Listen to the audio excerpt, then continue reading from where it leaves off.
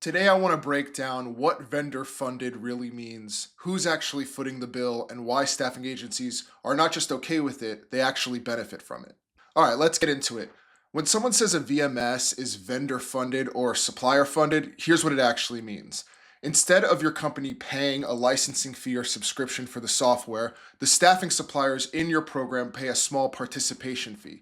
Usually it's somewhere between 0.5% and 1% of the labor spend they bill through the system. So if an agency bills your company $100,000 in labor through the VMS, they might pay somewhere between 500 and 1,000 to the VMS provider. That fee is typically baked into the bill rates, so as the client, you never actually see a software invoice hit your desk.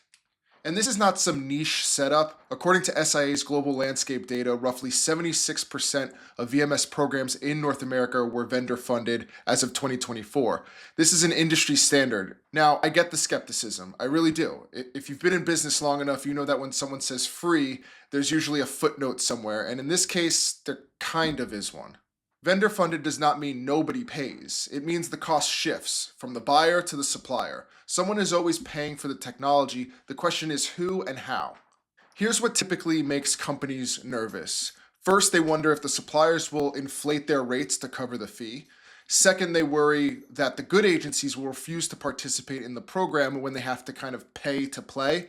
And third, there's a transparency concern. If I'm not paying for the software, do I really have control over it? These are all legitimate questions, but here's the thing. Each one of them actually has a pretty clear answer once you understand the model and how it works in practice. This is where it gets interesting, and honestly, this is the part I think most people miss. Staffing agencies are not victims of vendor-funded models. For most agencies, a VMS is a better way to do business, and let me explain. Number one, efficiency. Think about the old way of doing things. A hiring manager sends an email to their favorite recruiter, maybe they call a couple of agencies, maybe they post on a job board. It's scattered, it's inconsistent, and an agency has no idea if they're being considered for half of the openings. With a VMS, every requisition from that client flows through one system. The agency can see every open role that they approved to work on. No more guessing, no more hearing about a rec 2 weeks after it was filled by someone else, and the visibility alone is worth participating in. Number two is faster payment. This is a big one. If you've ever worked in staffing, you know that chasing invoices is a full-time job. A VMS automates the entire billing and invoicing process. Timesheets get approved, invoices get generated, and payments go out. The days of waiting 60 to 90 days because someone lost a paper invoice are gone. Number three is fairness and transparency.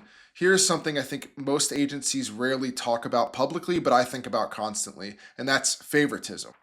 In a program without a VMS, the hiring manager's golf buddy at Agency X gets first crack at every role. With a VMS, requisitions are distributed based on actual business rules, things like performance, fill rates, pricing, compliance. The best agencies win more work, period. And number four, data. Agencies that work through a VMS get access to reporting they would never have otherwise. They can track their own performance, see how they stack up, and use that data to make a case for more business. That's not a burden, that's a competitive advantage. So let's put some numbers on this because I think it helps. Let's say an agency is billing $2 million a year through a client program. Under a vendor-funded model, at 0.5%, their annual VMS fee is around $10,000. That sounds like money out of their pocket, right? But now think about what they're getting for that $10,000. They've eliminated paper invoicing. Their recruiters are not spending hours chasing down hiring managers for feedback. They're getting paid faster, which improves cash flow.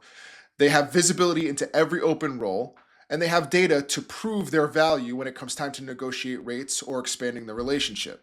You compare that to the cost of a single recruiter spending even 5 hours a week on manual admin tasks. At a blended cost of $35 an hour, that's over $9,000 a year in just labor.